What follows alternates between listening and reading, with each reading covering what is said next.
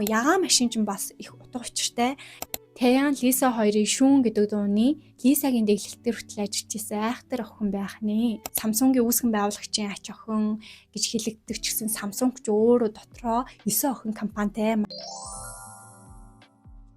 Сайн уу? K-pop Jaruka-гийн YouTube цуврагт тавтай морил. За нэгт болохоор Blackpink хамтлагийн аялан тоглолтын трейлер бичлэг хэдхэн хоногийн өмнө цацагдсан билээ. За тэр талаар ингээ гоё ерхий спойлер юу вэ? Тэр талаар гоё ярилцъя. K-pop дуртай хүмүүсийн маш их анхаарлыг бас маш их хайрыг татаж байгаа хамтлаг болох All Day Project хамтлагийн талаар ярилцах болно. За ингээд бичлэгийг эхлэхээс өмнө лайк дараарай, subscribe дараарай. За бараг 3 жилийн дараа comeback хийх жав Blackpink хамтлаг 7 сарын 5 хүртэл шин дуугаа ерөөсөө YouTube дээр тавихгүй шинжтэй байна. YG Entertainment-ийг 7 сарын 5-нд анхныхан тэр дууг сонсуулах төлөвтэй байна. Гэхдээ яг хамгийн анхны дууг юм fan cam ингээд фэний юм чичиргээтэй камернаас үзмээргүй л биш тий. Яг миний бодлоор яг маргааш нь цацагдах магадaltaй ах гэж бодож байна. Ерөнхийдөө бол ганц трейлер буюу тоглолтын трейлер бичлэгийг өгсөн. За тэр трейлер бичлэг дээр бол одоо Hollywood-ийн уур амьсгал амар их харагдаж илээ. Ер нь бол элсэн цүлд Rosie хэнийг илүү залгаж байгаа буюу одоо Blackpink-ийн бусад гишүүд рүүгээ залгаж байгаагаар эхэлдэг. Энэ болохоор Америк нэгдсэн улсын Калифорни мужийн Lancaster-ын хотын ойролцоох цүлд яг энэ зураг авалтыг хийсэн байлээ. Тэгээд энэ зураг авалт нь Hollywood-ийн студид тэгээд алдартай гадаад найруулагчтай хамтран бүтээсэн team teaser бичлэг байгаа бөгөөд энэ дээр яг Jennie энэ дээр ингээд хийн төгсөнд ингээд харагдаж байна. Яагаад гэхээр сайхан Coachella дээр Jennie яг ийм cowboy стилтэй өөрийнхөө үзүүлбэрийг үзүүлсэн билээ. Яг ингээд дөрвөн гишүүн дөрүүлээ ингээд соло уран бүтээлээ гаргацсан, соло альбомоо гаргацсан илт харагдаж исэн. Хамгийн ихнийхтэр ингээд Rosie чихэр хүлхэнгээ ингээд машины хажууд байдаг шүү дээ. Тэр болохоор яг тэр машинтай холбоотой учраас Toxic Till the End гэдэг дууныхаа яг санааг яг энэ дээр гаргаж ирж байна. Лисагийн яг энэ хэсэг бошууд New Woman гэдэг дууг санаанд оруулж байгааз. Тэг яг ингээд өмсөн хувцсыг тэгээд яг ингээд байгаа төрхийг харахаар яг When I'm with you гэдэг дуу хоёрыг ингээд амар хилтэж байгаа юм шиг бас л яг тийм соло уран бүтээлийнхэн тийм жишээ. Тэнгүүтээ дараачих нь Jennie яг ингээд машинаас гарч ирдэг. Jennie-гийн Mantra гэдэг дуу бол тэр чигтээ маш олон машинууд байсан. Тэгээ яг ингээд энэ Mantra гэдэг дууг бол хилтэж чинь. Тэгээд хамгийн сүүлийнх нь Jisoo болохоор би Tears гэдэг дуугнаас санаа авсан юм болов эсвэл яг энэ миний альбомных нь аялан тоглолтын teaser бичлэг байсан шүү дээ. Яг тэр бичлэгтэй амар төстэй vibeтай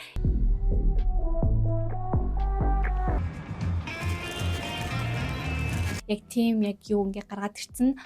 Энэ охтууд ингээ дөрүүлээ ингээ дөрвөн талаас ингээ нэгжиж байгаа. Одоо эдгээр бүгдээрээ өөрсдийнхөө яг ингээ хичээл зүтгэлээр тусдаа альбомоо гаргасан хүмүүс одоо ямар шин comeback эргэн ирэх нь маш их анхаарал татж байна. Тэгээд ерөнхийдөө бол K-pop-ийн тийм өнгө төрхийг бол ер нь бол хайсан гэж бас хэлж болно.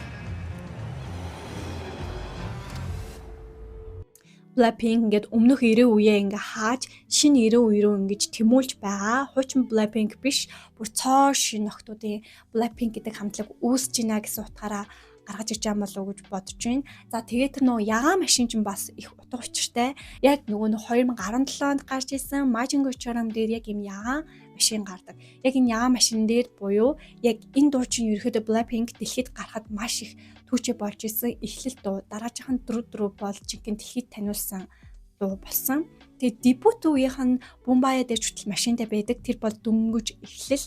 Ягаан машин чинь дахиад яг 3 жилийн дараа 2020 онд Love Sick Girl гэдэг дуун дээр бас ягаан машин гардаг. За ягаан машин дээр бол дөрүүлээ бас бэж идэг. Энэ бол яг нөгөө эд мандан бадарч байх үеэ бас илтгэж байгаа гэж боддог. Тэгээд ерөөхдөө бол Love Sick Girl чинь ерөөхдөө тийм амар эмзэг, тийм хайрын тухай дуу штэ. Тэгэхээр бас яг л тийм эмзэг төрхийн бас илүү харуулсан болов уу гэж бас харж байна. За тэгээд дараачих нь 2025 онд ингээд аялан тоглолтын трейлер дээр ингээд ягаан машин гарч ирж байна. Энэ болохоор энийг бол миний хувийн зүгээс бол ноёрхлоо тогтоосон Blackpink хамтлаг ингээд эргэн ирж байна. Ерөөхдөө ингээ бүх comeback-уудаа хийцэн болохоор би бинлуугаа залгаад би бэлэн болсон шүү. Одоо ингээ цөмөрөө нэгдээд дараа чинь шинэ 90 үеийг би болгоцгоё гэд ерөөхдөө ингээ машинтай би бинийгаа ирж авч байгаа. Jisoo ингээ машин руу гүйж Jisoo ингээ авч явах үед яг тэр зураглал нь одоо Jisoo-гийн хамгийн анхны соло дуу болох Flower буюу цэцэг гэдэг дууных нь одоо background байсан Гэт энийг ингээд ерөөхдөө ингээд гаргаад ирсэн байлээ. Гэхдээ эдгээр өмсөн хувцснуудаас харахад бол бүр хамгийн бест нь яхаа аргагүй житсүг хийсэн. Тэгээ бүгд үнэхээр хөөрхөн би уусаа Blackpink шүттэй амар хайртай. За тэгээд ийм байна.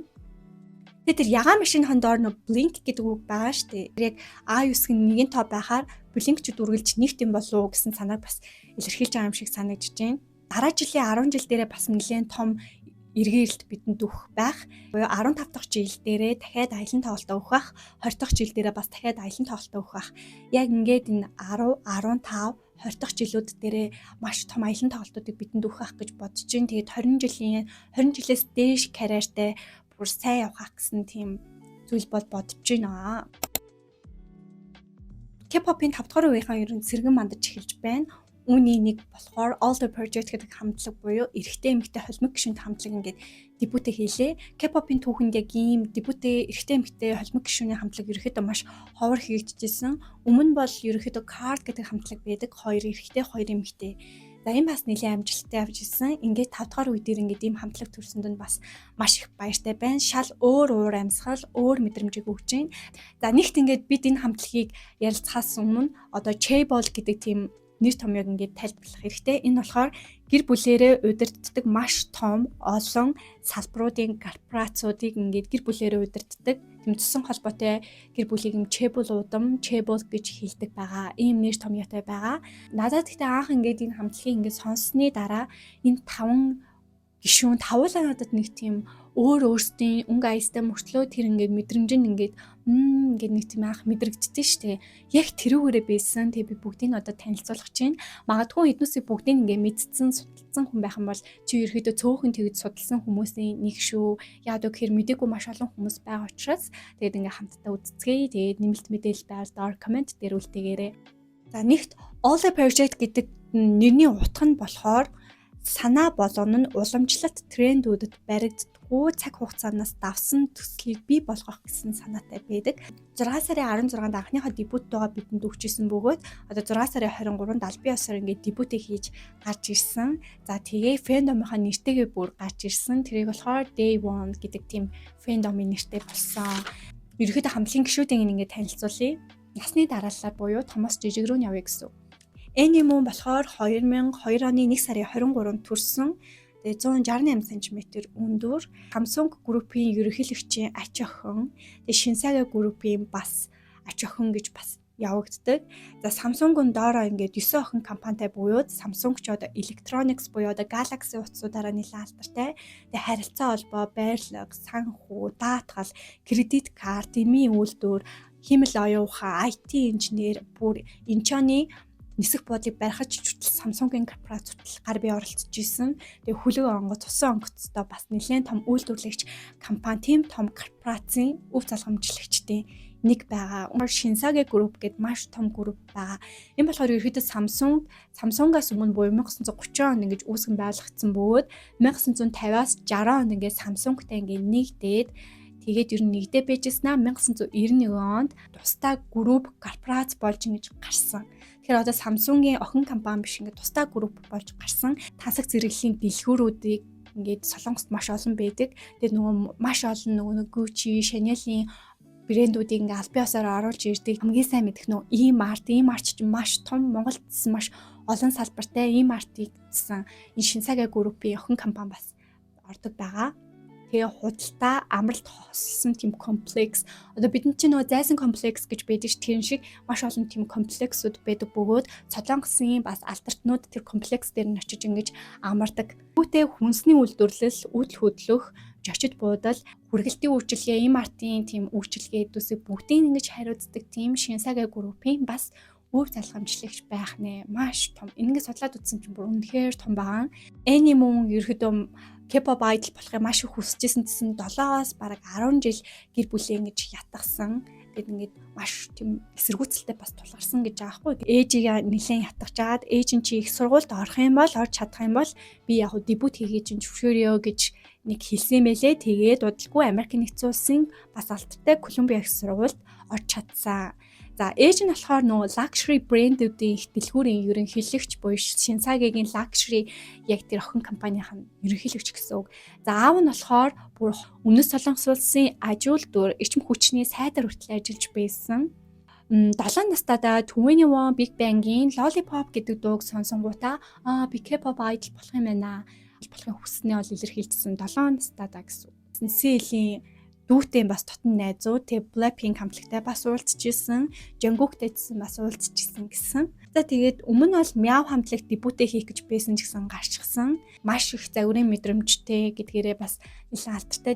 За дараагийн юм болохоор Tarzan. Надад таалагдсан яг хамгийн ихний гишүүн. Яагаад ч юм надад яг ингээ анх ингээд шууд ингээл юу ч мэдэхгүй ороход бол шууд надаа Америкийн рэпруудыг амар их санаанд оруулсан. Tarzan бол ерөн бүжигчнээс K-pop idol болсон тийм онцлогтой гишүүн байгаа. Маш тийм шинэлэг, хүчтэй, өөрмөц бас дээрэс нь үсний цэцлэн надад амар их таалагдчихсан. Солонгос нэр нь Lee Chaewon 2002 оны 9 сарын 27-нд төрсөн 179 см өндөр мөн загвар өмсөгч бүжигчин байгаа. Сөүлийн урлагийн их сургуульд бас суралцж ирсэн. Яг тийм орчин үеийн бүжгээр буюу суралцж байсан бөгөөд дотоод болон олон улсын тийм бүжгийн тэмцээнд олон удаа төрүүлж байсан. 2023 онд Idol-ийн Idol гэдэг дуун дээр cameo дүр бүтээсэн. Тэгээ New Jersey Supernatural дээр бас орж исэн.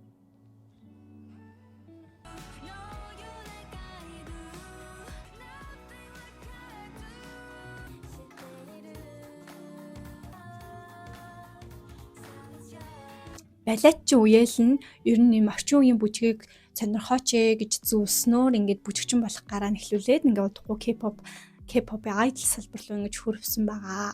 3 дахь гишүүн болохоор Belly. Belly бол 2004 оны 2 сарын 24-нд төрсэн 165 см өндөртэй. За жинхэнэ нь болохоор Seokhyun. За Америкийн нэгдсэн улс болон Солонгосын иргэншилтэй. Ээж нь 1987 оны Miss Korea-ны 7 дугаар байрд бүр эзэлж исэн байлээ. Тэгээд ер нь 3 наснаас эхлэж бүжгэлсэн. 10 настай байхдаа Авиаслага Америкч шоуны 9-р улирал тогтын хамтлагт бас бүжгээр ингэж оролцож байсан. 14 наснаас эхлээд Америкийн нэгдсэн улсын бүжиг дэглээч багшаар ингэж ажиллаж исэн. 14 настайдаа ингэж бүжиг дэглээч болцсон. Анх надад бол ямар лаг бүжгэлдээ өөрийн тэм хэм маяг байн гэж баймар бодож исэн чи яг түүнтэй яг ингэ санал нийсэн. Үнэхээр гоё бөгөөд бүжигчин бүр бүжгийн багш байх нэ. Манай алдарч Jackson-ы Cruel гэдэг дуун дээр оролцож исэн мэлээ нэг л татан тань санагдчихсан юм аа.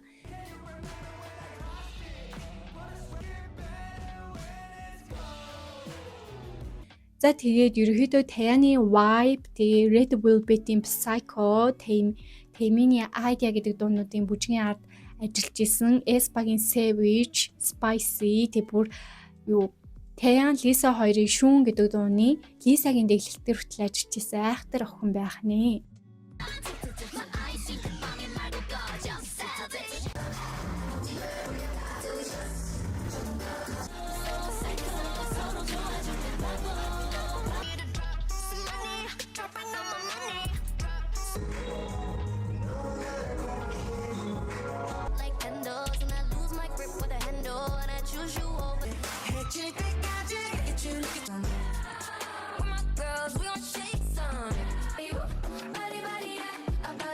Тэгэл бүжиг тэглэснээсээ эхлээд ерөөхдөө K-pop-ыг сонирхож эхэлсэн. Тэгээ K-pop бүжгээ зааж хата тэр нөө артистуудын оронд өөрийгөө тавиад K-pop idol болохыг хүссэн гэсэн. Тэгэл удахгүй ингээл Black Label-ийн хараанд төртөл ингээл дебютээ хийчихин.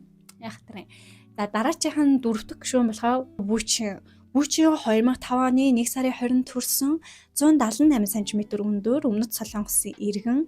За өмнө нь болохоор Cube болон Hybe Entertainment-ийн дадлагчигч байсан. Олон сурталчилгаанд багтаа тоглож исэн. Тэгээд ерөөхдөө загвар өмсөгч бас хийж байсан.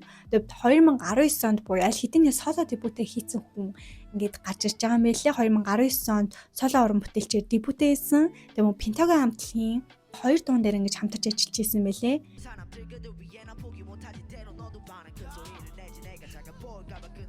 Ер нь бол надад бас яг анх ямар мэдрэмж төрж исэн бэ гэхээр нэг тийм Pentagon Taemin тиймэрхүү стил амар их мэдрэгдээд яг тиймэрхүү царай харагдадсэн чинь яг ингэ судлаад үзсэн чинь яг энэ хамтлагийн 2 дуун дээр ингэж хамтарч ажил дуулцсныг сонсоод вау бас л яг анхны бодол үнэн биш үү гэсэн бодлыг амар өгч байсан. Тэгээд хамгийн сүүлийн гишүүн нь болохоор хамгийн отгон гишүүн болох Мекний гишүүн нь одоо Бейонсе. Бейонсе болохоор 2005 оны 11 сарын 13-нд төрсөн Өмнөд Солонгосын анх New Jeans гишүүдтэй хамт бэлтгэгдэж байсан. Тэгээд тэдэнтэй хамт 1 жил одоо дотор байранд амьдарч исэн. Тэгээд SM Entertainment хүртэл байж байсан. Тэгээд дараачих нь Elite хамтлагтай бэлтгэгдэж байсан ч гэсэн дебютээ хийхээс өмнө гарсан. Тэгээд сайн ярих юм бол ер нь бол муурын дуртай, өөрийгөө бас яг тийм муу шиг харагддаг гэдгээ бас амар хүлээн зөвшөөрдөг. Тэгээд эзний хамтлагийн Jiminтэй их дотн найзууд юм байлээ. Яа Black Label-ыг сонгосон бэ гэхээр яг ингээд энэ entertainment-ийг өөрийн хайртай хүсдэг бүтээлээ хийж чадах юм байна гэсэн бодол төрсөн учраас яг энэ entertainment-д орсон гэсэн. Тэгээд ерөнхийдөө бол хоол идэх их дуртай. Тэгээд совдон бөгж, совдаар юм хийх амар их хоббитэй. Тэгээд төвөний вон хамтлагийн фэн. Тэгээд өөрт нь бараг 1 сая вон өгөх юм бол бараг тэр мөнгөөр бүгднгээр нь хоол аваад иччин гэж хэлж исэн. Тэгээд үсээрээ оролдох амар зуршилтай гэсэн. Ерөнхийдөө жоохон хүүтэн харагддаг ч гэсэн маш харилцаа зүцгээр маш өөр тэгээд юм чөлөөтэй хөгжилтэй зантай гэсэн. Ийм хамтлаг ингээд холимог гишүүнтэй хамтлаг ингээд дебютээ ээжин. Энэ бол ерөөдөө K-pop-тай маш хорт тооцогддог. Гэхдээ ер нь бол K-pop-чдын маш их сонирхлыг хайрыг татж байгаа юм байлээ. Хамгийн ихний дебют дуунуудаа солонгосын чартуудад тэргүүлээд яг ингээд бүх үеэ ингээд хамарцсан. Одоо ихэнх 5 дугаар үеийн хамтлагууд чинь жоохон тинейжер өсвөр насны үеийнх рүү амар их хандаад байгаа. Гэсэн чинь хамтлаг ингээд өсвөр үе бай. Одоо бидний дээшээ 20-оос дээш насныхаа бүгднийг ингээд хамаад авцсан маш их таалагдсан учраас хүмүүсийн хайрыг маш хурдцтай татчих байна гэж бодож чинь. Тэгээд бас Wicked гэдэг дуугийн бас сонссон. Тэгээд тэдний бүжгийн, загварын бас шин санаа, шин төслийн үнэхээр их харахыг хүсэж байна. Тийм ээ. Тэгээд бас энэ хамтлагийн талаар сэтгэлээ хуваалцаарай. За ингээд бичлэгийн хүрээд дуусчихин. Бичлэг таалагдсан бол лайк, subscribe дараарай. Бичлэг таалагдсан бол найзуудтай үзүүлээрэй. Ингээд дараагийн бичлэгээр уулзлаа. Түр баяртай.